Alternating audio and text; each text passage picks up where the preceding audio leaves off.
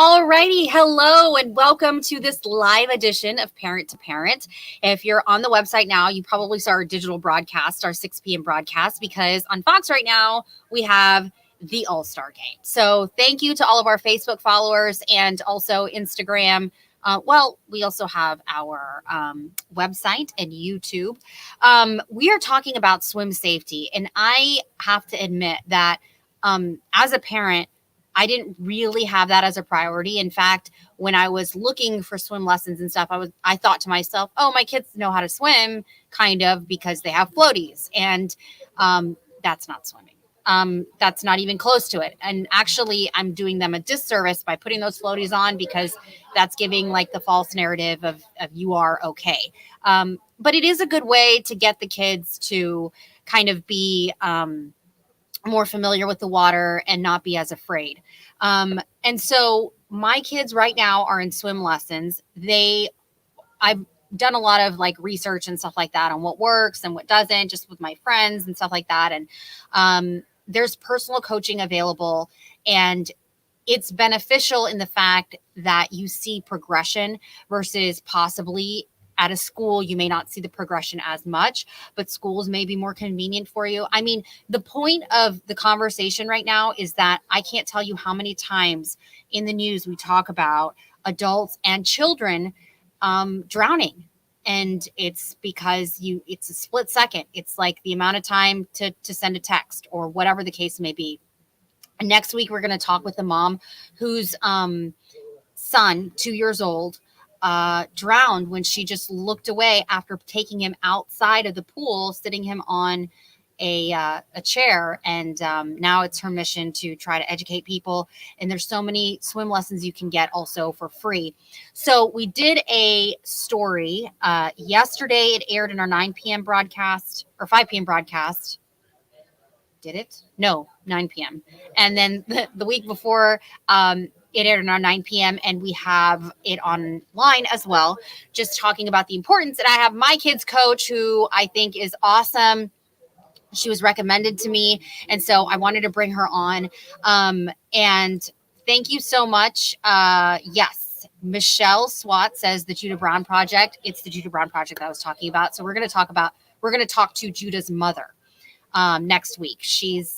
Judah was the 2-year-old who drowned. So thank you so much. All right. So without further ado, we have with us Coach Shauna. Hi. Thank you for having me. Yes.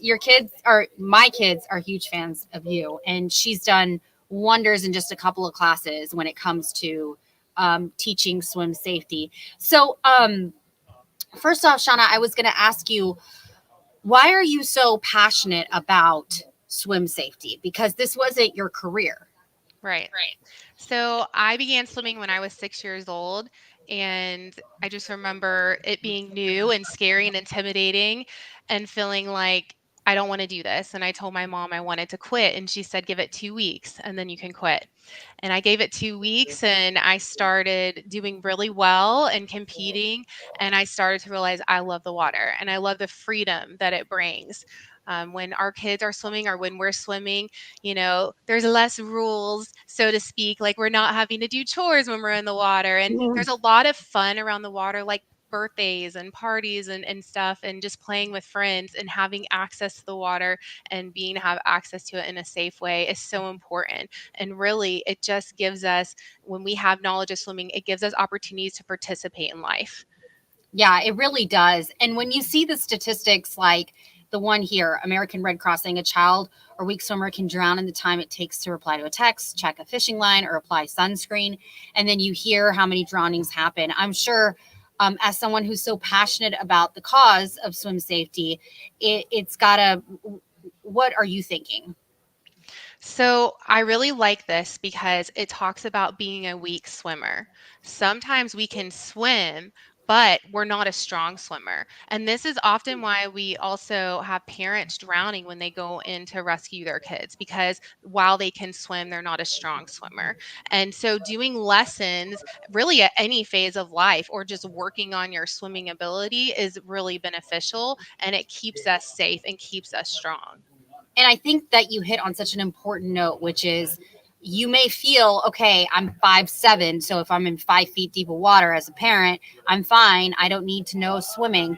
But in the case of like at the beach, we've recently done so many stories where someone, a child was drowning, the parent went, couldn't save the child. I mean, you have to also save yourself, or they've died, or whatever. So the point of, you're not a strong swimmer. You can maybe do one lap, but Right. can you actually help save somebody? So what do you recommend to parents when it comes to for themselves and lessons for themselves?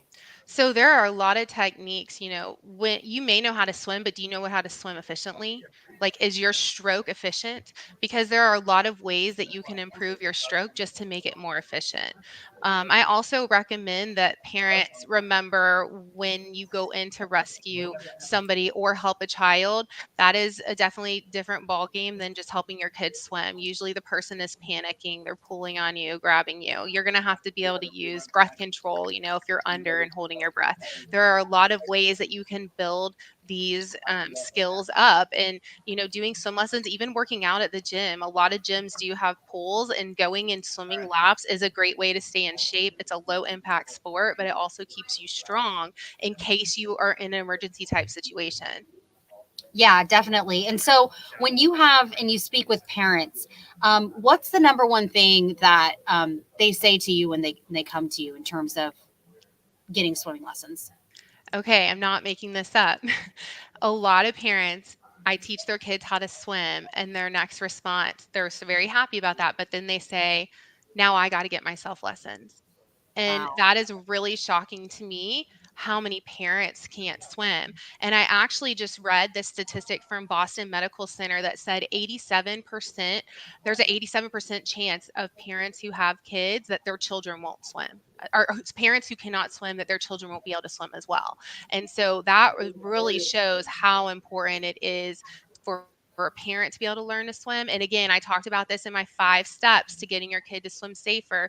Mhm. Parents modeling this behavior for their kids. Hey, swimming is something we have to do to be safe, and especially when we're around water, and just in situations, at parties when there's lots of people. Like, we've got to know how to stay safe. And so I'm going to make this important to me. I'm going to swim laps at the gym. I may even get a couple lessons from your swim coach too, to show you that I value this and I think this is worth learning. That's setting the example for your kid.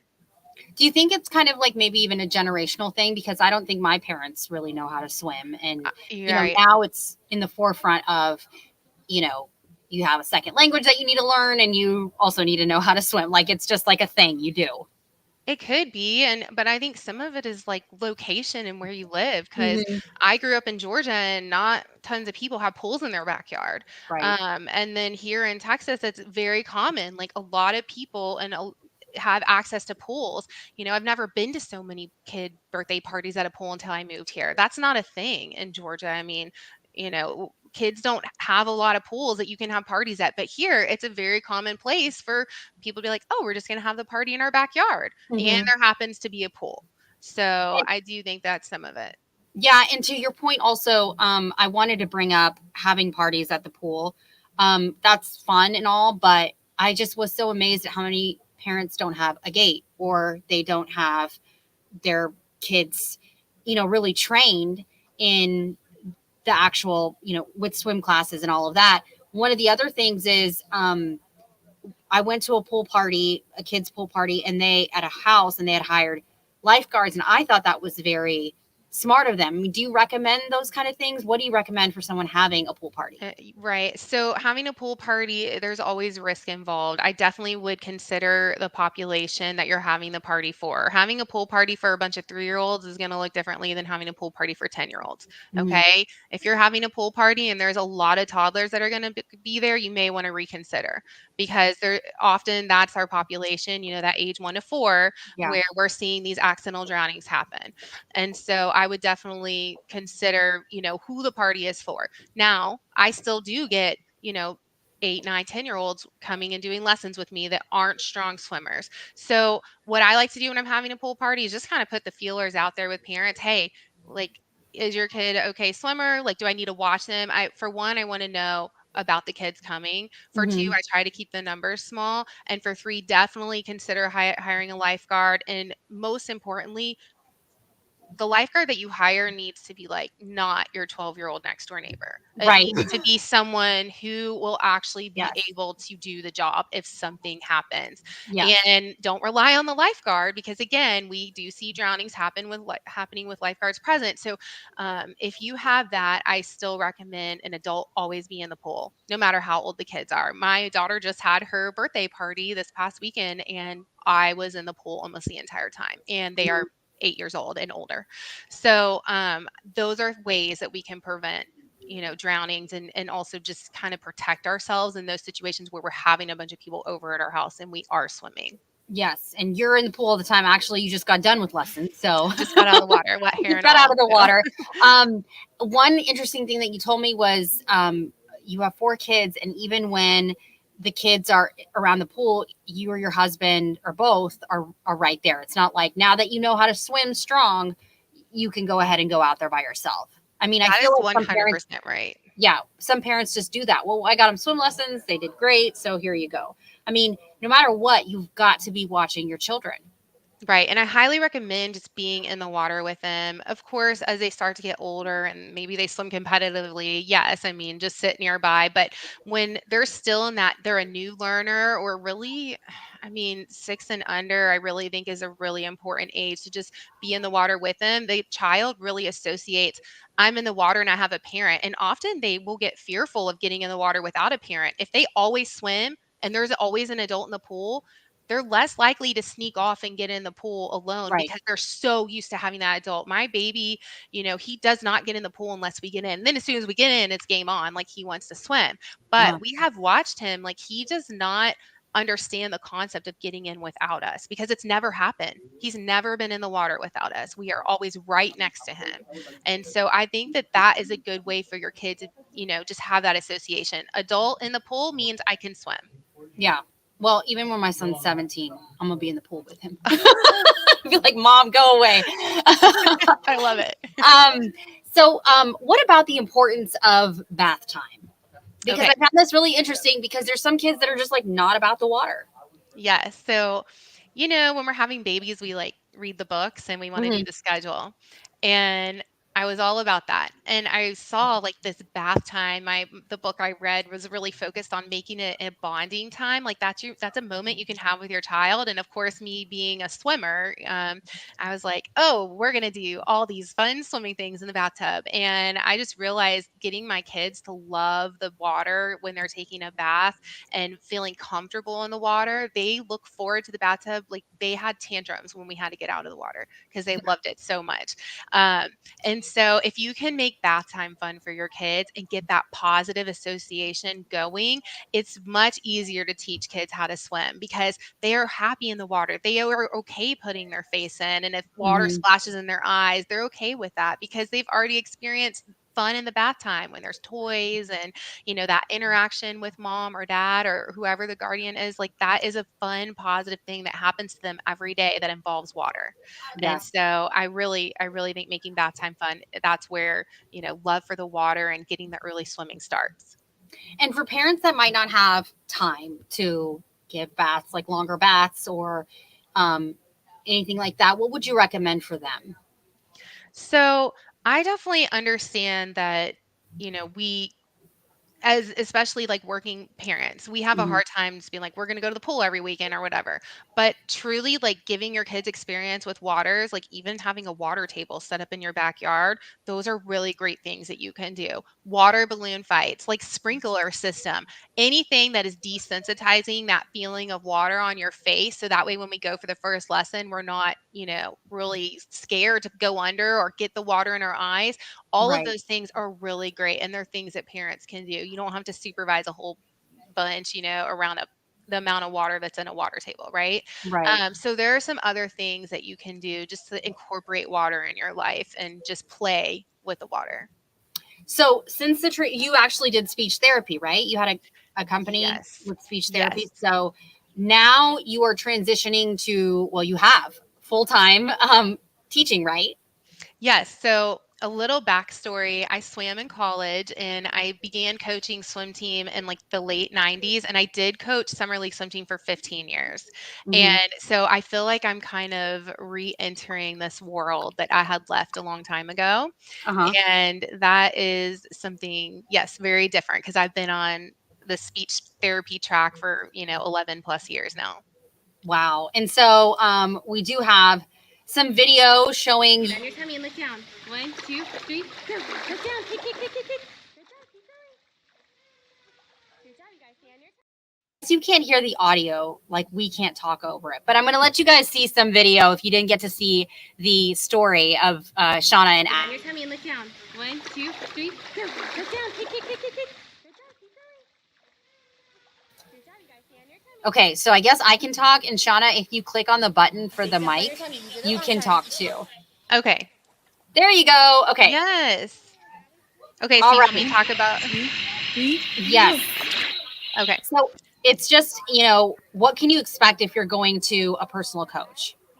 So something that's really great about private lessons is that the coach can meet your kid at the level they're currently at. In a group setting, you kind of have to go with where the majority are. And if that's Face down. not, Your tummy face down. Ready, being go. Good, comfortable good, good, putting good, good, your good, face good. in, then that's the level that you're at. That your kid has to work at. But if your kid can already do those things, if you have a private coach, you can just skip ahead and move on and push and see progress every lesson. I really recommend private lessons because you spend less time overall just learning to swim. Like I think you should learn to swim in the quickest way possible, which is why I offer a high frequency swim class. That's 8 lessons done usually within a 2 to 3 week time frame. And that way you just get in real fast. We get those foundations solid and build. And often I do get kids swimming independently at the end of that class. That's awesome. Well, I did want to just put this out there. This is from the Red Cross for just some swimming safety tips if you don't have any experience. But looking at those that are designated and supervised by lifeguards, also making sure you pay close and constant attention to children that you're supervising. Never leave a young child unattended near water, and don't trust a child's life to another child. Teach children to always ask permission to go near water and designate a water watcher whenever in a group setting. Now, one of the things is asking permission to go near the water. How important is having that conversation with your child? It's so important. And even with my swimmers, when I'm working with them, we talk safety so much because things that seem like common sense as an adult, you have to be taught that as a child. For Mm-hmm. example, if a kid is wanting to jump in and swim to me, even though I'm the only one in the water, I make them say, Coach Shauna, are you ready? Because when that kid goes to a busy pool and there's tons of kids, their parent may not be aware that they're jumping in swimming to them. Right. And so we practice saying that. So when they go to the pool, they say, Hey, mom, are you ready? And Yeah. mom may be like not responding. I make them wait until I say, Yes, I'm ready. You can go. Mm-hmm. Um, so just having those conversations about like to take a minute and talk safety, like, hey, we're at a pool, so I want you to make sure, if you're gonna get in the water, you get my attention and make sure I respond to you. Like, just give your kid a little reminder every time you go. We were talking the other day, it's like when we're crossing the street, we remind our kids, stop, look, listen, stranger Mm-hmm. danger, all these things we preach. So we got to start doing the same thing with the pool. Hey, if you're getting in, you need to tell mommy. If you're leaving this area, you need to tell me. If you want to go to the deep end, I'll take you, but you got to get me. So Yeah. just have those conversations with them, and do it every single time, especially the little ones, they forget. I mean, how many Yeah. times do we have to tell them not to sneak candy or whatever, Right. right? It's the same thing. It's true. And I will say that it's always better from the parents I've spoken to as well when it's not the parent teaching the child, because they'll listen to somebody else more than they'll listen to you, as you probably know if you're a parent or a grandparent, aunt or uncle. So I definitely recommend getting swim lessons, whether it's personal coaching, a swim school, the YMCA, they offer swim classes. I know the city of Houston has several initiatives to offer swim safety courses as well. So we've linked all of that to our website, the story, which you can still find on our website. Well, it'll be there. So Coach Shauna, thank you so much for taking the time to do this. Anytime. This is something I'm passionate about. So I really appreciate you asking me to get on and just talk to everybody about this importance Yes, of, definitely. And preventing drowning. yes, definitely. Thank you so much. And we will have another edition of Parent to Parent next week when we're going to talk to Judah's mother and Judah's pre-K teacher, kindergarten or pre-K teacher. Yes, that started a foundation for him after the tragic drowning of Judah. So that's going to be very interesting and also very insightful into why swim safety is so important. All right. Hope everybody has a great week. I'll see you next time.